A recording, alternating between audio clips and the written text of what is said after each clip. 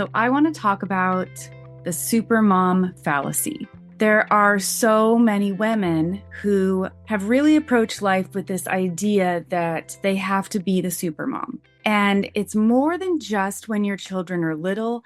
This belief carries into life far after your children are out of the house.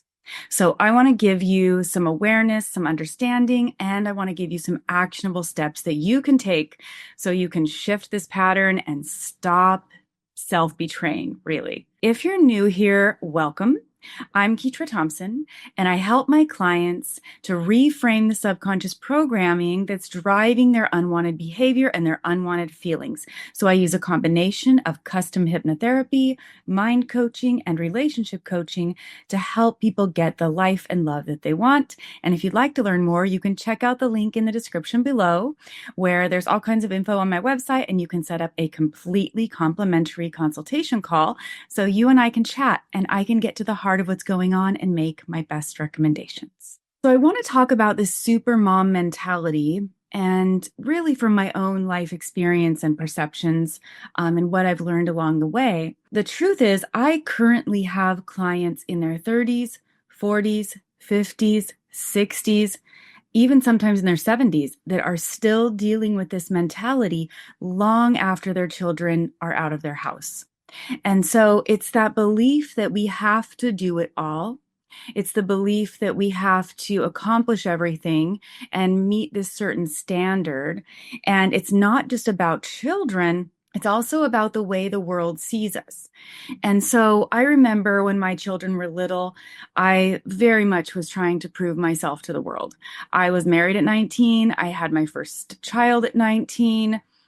I was really trying to prove that I had what it took, that I was a good mom, read all the books, did all the things, was basically trying to be Martha Stewart for my house, super mom for my kids, and, volunteer extraordinaire for the church and private school that my kids were in at the time. And as I look back on that, there were so many underlying beliefs that were contributing to my behavior.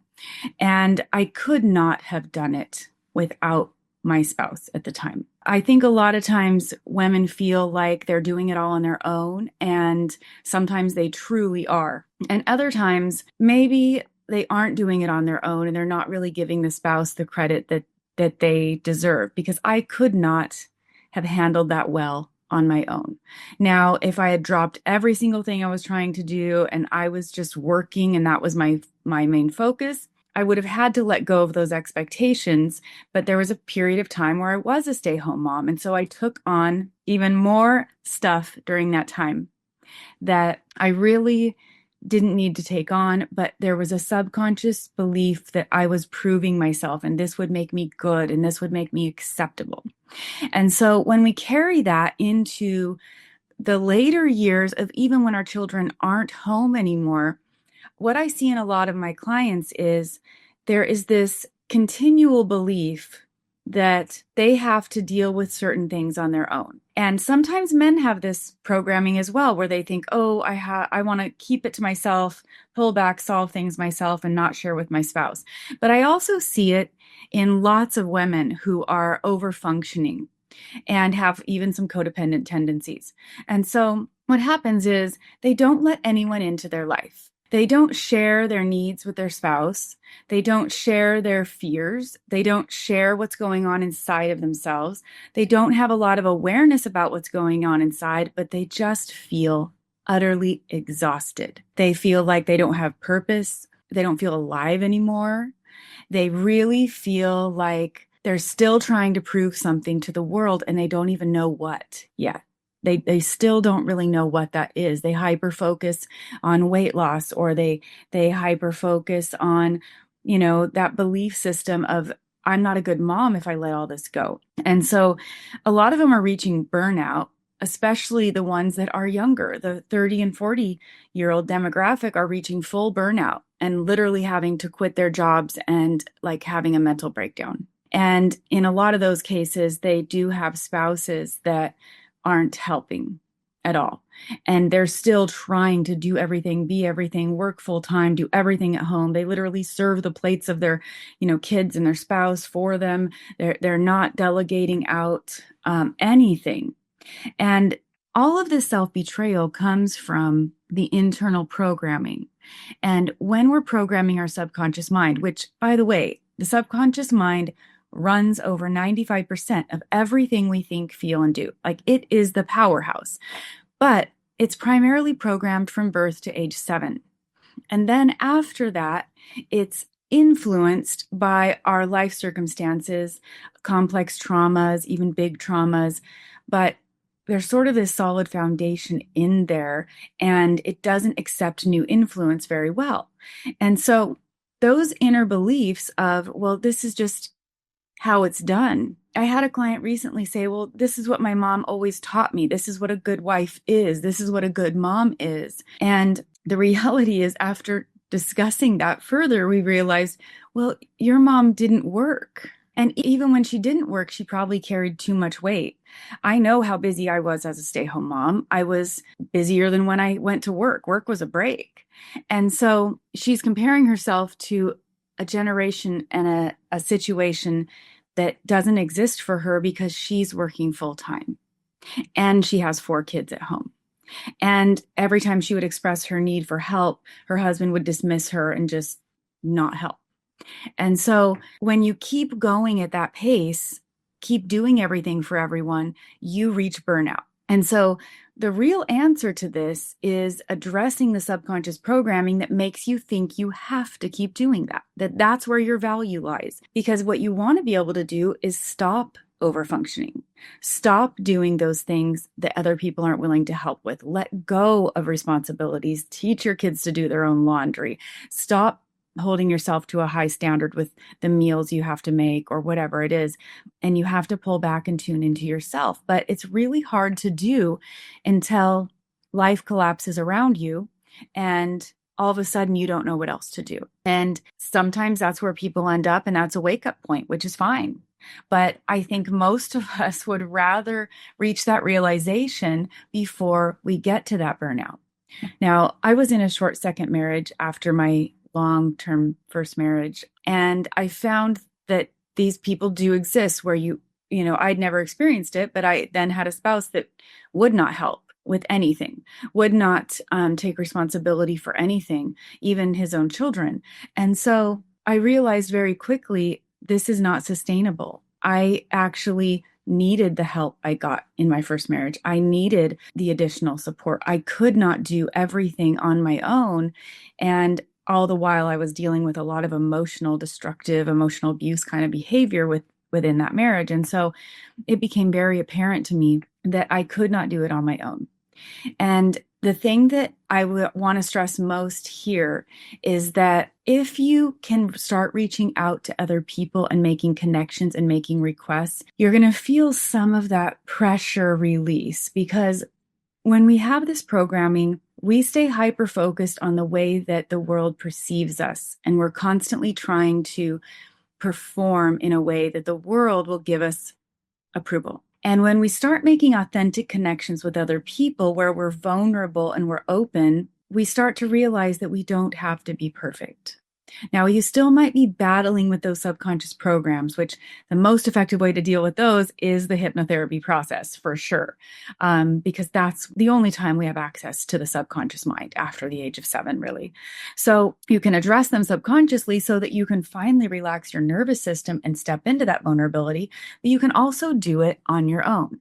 So here's some examples of some things that I've done in the last few years of being single, starting over in my 40s. My kids are now all gone. 2 of them are still in college. And I have just a small handful of really good friends. But those friends reach out to me. I reach out to them. They check in on me. They know when I'm struggling with something. And they send me a morning text to say, hey, thinking about you today. Or they take the time to just sometimes go grocery shopping with me so that I don't have to do it alone. And I have the accountability, because running my own business, I sometimes will work 10 and 12-hour days and I won't have time to go grocery shopping. And so even their support in accountability for me when they say, hey, I'll meet you at the grocery store, let's go. And I go, okay. And then I push myself to go do the thing that I've been putting off. Having people in your life that know you and accept that you're not perfect, that you're human, is absolutely the most valuable thing you can have.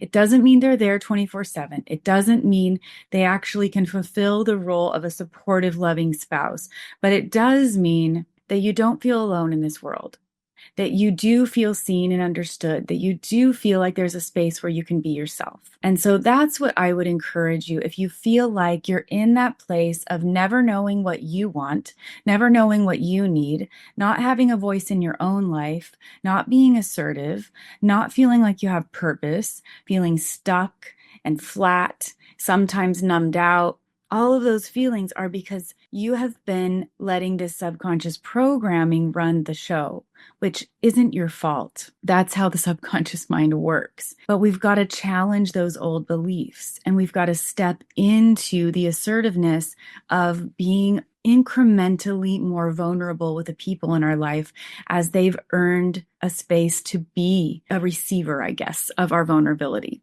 We don't just dump everything about every part of ourselves on anyone, but we do incrementally share more and more and more, because it's sort of like gathering data. We're seeing how someone will or won't respond to what we share. We see if they're willing to accept influence, if they're willing to be empathetic, if they're willing to actually be curious about our perspective and see the best in us. And we want to do that for the other people in our life as well. So instead of looking at the new people we meet as a scary thing that we can't be open with, we want to take those baby steps toward inviting them to different levels of connection. So one thing I told one of my clients this week was doing social events or going into a big group, whether it's yoga or a class or something. The point of the big group is to connect with just one other person in that, so that you can then invite that person to something outside of the group. So that's when you say, hey, would you like to meet to go walking? Hey, would you like to go grab a coffee?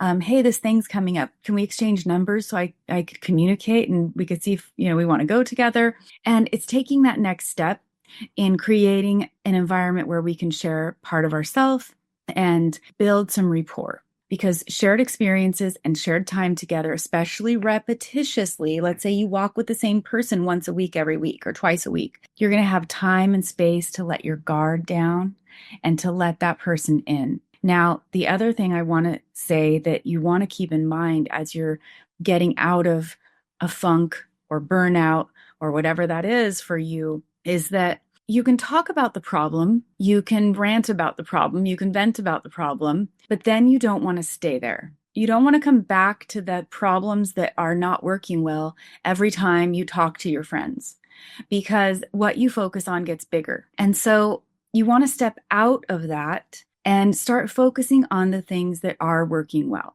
And I've said this before, right? If you have 10 things working in your life, like one of the 10 is not working well, but you've got the other 9 that are, focus on one of those. Even if it's little, even if it's insignificant, start focusing on what feels good about that, and let the negative focus not be what dominates every conversation with yourself in your own mind or with the people that you're with, because what we focus on gets bigger. We want to focus on the things that are working, and we want to focus on taking good care of ourselves, letting go of those responsibilities that we think we have to these other people in our life that we probably don't. So here's the best question that at least one of my favorite questions that I ask my clients. If something happened to you tomorrow and you had to be hospitalized for a full month, what would happen with your spouse, with your kids, with your life, with whatever? Because you can start implementing that without the need for hospitalization,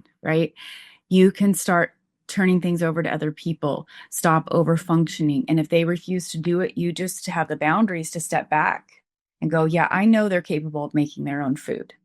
I'm not going to jump in there and rescue, because the rescuing is an enabling mentality. And as we enable the people around us, they don't grow either. So you wouldn't, skip teaching your kids how to tie their shoes, and all of a sudden you got a 10-year-old who can't tie his shoes. You would allow him to struggle through the process so that he can be functional on his own. And sometimes we do this with our spouses. We function to such a capacity that they can't function without us. Or we feel so much shame and guilt about, they want to eat, so we're going to sit down and eat, even though I'm not hungry and I'm trying to reach a weight goal or a strength or health goal, but they'll be upset if I don't sit down and eat with them. And so we go through these continual self-sabotage patterns, which are self-betrayal. Every time we're doing what's not best for us because it works better for someone else, that is self-betrayal. And we need to be able to step into communicating clearly, calmly, making requests. And so this is what I teach all of my clients. We do the deep subconscious reframing, but we also do then the practical implementation steps of what you can do to change this dynamic moving forward. So I just sort of did this video off the cuff. I really hadn't planned for it too much, but I want to give you a couple of actionable steps. I would say if you could start every day writing down the resentments that come up for you and writing down what would actually make you feel better in that day, you're going to start realizing how much resentment or frustration is coming up in you. And you're also going to start realizing that there are steps you could take that would help you feel better, but you have to be able to step into your assertiveness and share them. And so when you say, what do I need today? What would actually make me feel better today? Not in a week, not next year, but today. It could be as simple as a 30-second hug. It could be a friend to talk to, a friend to walk with. Even if you can't get those things, still write them down. Maybe you're single and you can't get that hug, but it doesn't negate the need. So write them down and get some awareness, because once you have awareness, you can make an action plan and you can start taking some actionable steps forward. So I hope this was helpful. If it resonates with you, I would really appreciate it if you would click like and subscribe so that you can be notified every time I post a new video. And you can check out that link in the description below to set up that completely free complimentary consultation call so that I can help you get some clarity. And until next time, I hope you curate a life by your own design.